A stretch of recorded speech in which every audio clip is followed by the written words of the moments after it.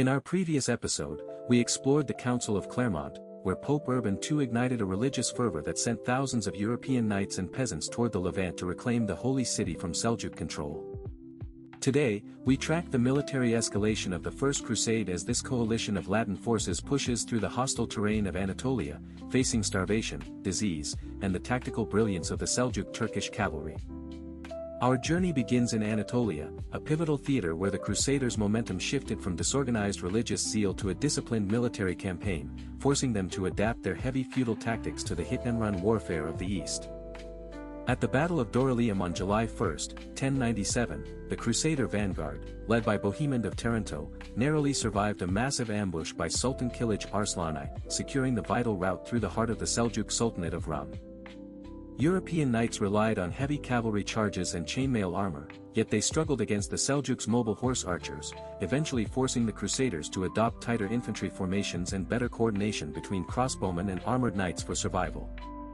As the army moved deeper into Syria, the human cost skyrocketed, with non-combatants suffering immensely from famine and plague, while contemporary chroniclers recorded the horrific desperation at Ma'arat al-Numan, where starvation led to reports of cannibalism among the ranks.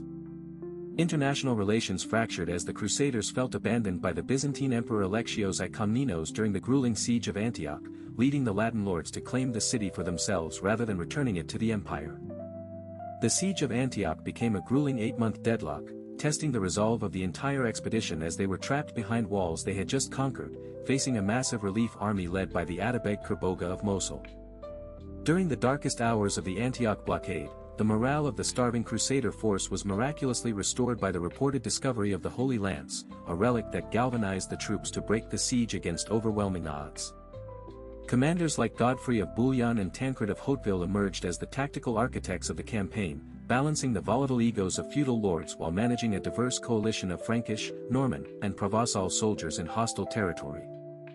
Our map focus shifts to the Levant, where the Crusaders bypassed the coastal cities to strike directly at the Fatimid Caliphate's stronghold, Jerusalem, navigating the arid landscape while their supply lines remained dangerously thin and exposed to constant raids.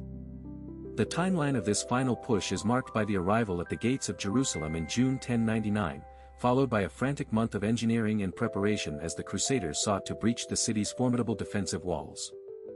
Casualty estimates remain a subject of intense historical debate, with medieval chroniclers claiming tens of thousands of deaths during the final sack of Jerusalem, while modern scholars suggest a more grounded figure of 3,000 to 10,000 victims.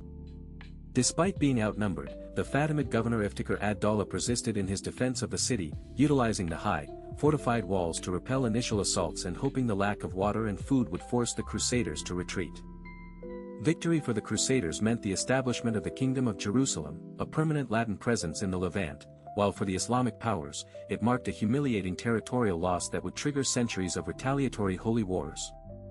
As the Crusaders finally breached the northern and western walls in July 1099, the outcome of the entire expedition hung in the balance, with the exhausted army facing the prospect of total annihilation or a decisive, bloody triumph.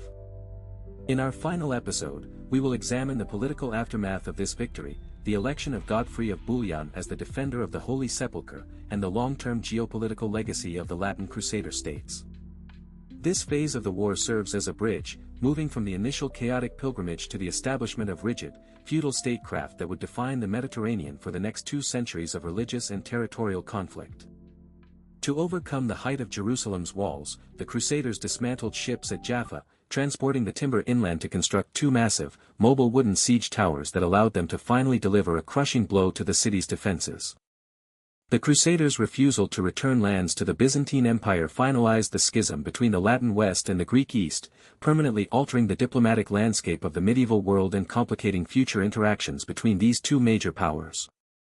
Historical records from the Gesta Francorum provide a first-hand account of the brutal reality of these sieges, detailing the tactical use of siege engines, the psychological impact of religious relics, and the sheer logistical nightmare of sustaining an army in the desert. Ultimately, the First Crusade stands as a testament to the power of religious ideology to mobilize massive, disparate forces across continents, leaving behind a legacy of conflict that redefined the borders and beliefs of the Levant for generations to come.